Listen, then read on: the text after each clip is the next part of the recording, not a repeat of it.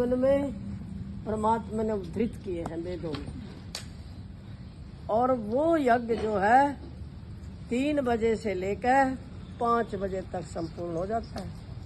उसका नाम है ब्रह्म यज्ञ। और ब्रह्म यज्ञ उसको कहते हैं जो आत्मा और परमात्मा का ध्यान किया जाता है, चिंतन किया जाता है, उपासना स्तुति प्रार्थना की जाती है।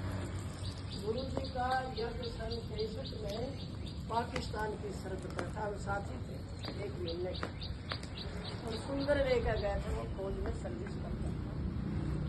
वहाँ पर पाकिस्तानी जो मुसलमान थे वो भी आए गुरु जी के पास। दिखरा क्या हमने जीवन चरित्र, उन्होंने पूछा था गुरु जी को, बोले अल्लाह खुदा की उपासना से क्या मिलता है? गुरु जी ने कहा हम तुम्हें पूछते हैं अल्लाह खुदा की उपासना से क्या नहीं मिलता है? बोले नहीं, हम तो आपको पूछते हैं, आप सन्यासी हो ना? बोले वो तो तुम्हें दिख ही रहा, सन्यासी तो मैं ही हूँ। बोले फिर भी आप हमें ये बताओ ना, अल्लाह खुदा की उपासना प्रार्थना से हमें क्या प्राप्त होगा?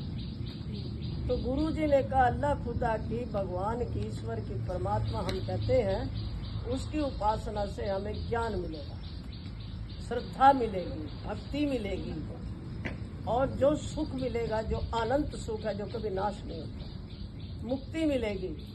और कामनाओं की क्या पूर्ति है? कामना तो अनंत है, जो एक पूरी होगी अनेक खड़ी हो जाती है। कामनाएं तो कभी मिटती नहीं है, इच्छाएं कभी पूर्ति नहीं होती। हाँ, एक आधी पूरी हो जाती है, ब्याह नहीं हुआ, ब्याह हो जाएगा, लड़का लड़की नहीं वो हो जाएंगे, और क्या। तो ये तो हो जाती है अपने भाग्य के अनुसार।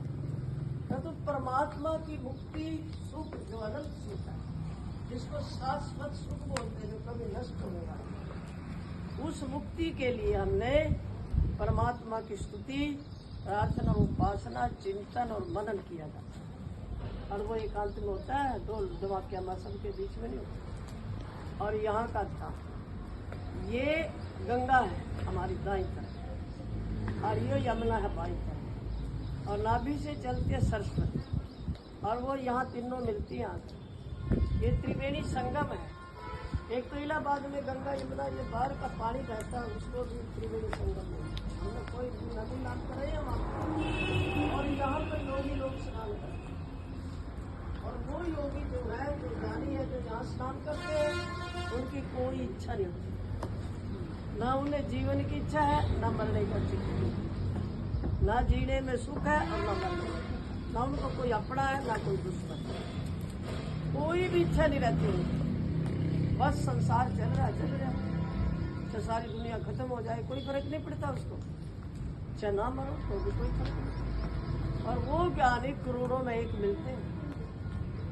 गुरु जी कहा करते थे कि मुझे इतनी लगन लगी थी उसको जानने की, परमात्मा को। हमने जीवन चरित्र में तो लिख ही रखा है कि जेठ का महीना और तपरी रिश्ता और मैं बोला गंगा, तो मैं भगवान के ओम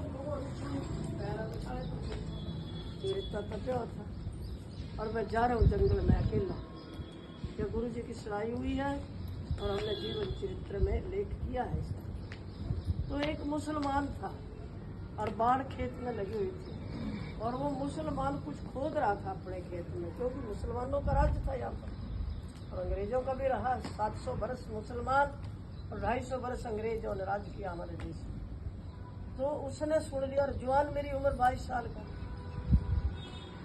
लोग वो खड़े हुए, और वो बुढ़ा 80 साल। उन्होंने कहा बेटा इधर आ मेरे पास। और लोग का भूख प्यास में मैं मरा जाए। लोग अपने घड़े में से उन्हें मुझे पानी पिलाया, और उसने मुझे कहा कि तेरे को अल्लाह जरूर मिलेगा, खुदा जरूर मिलेगा बच्चा।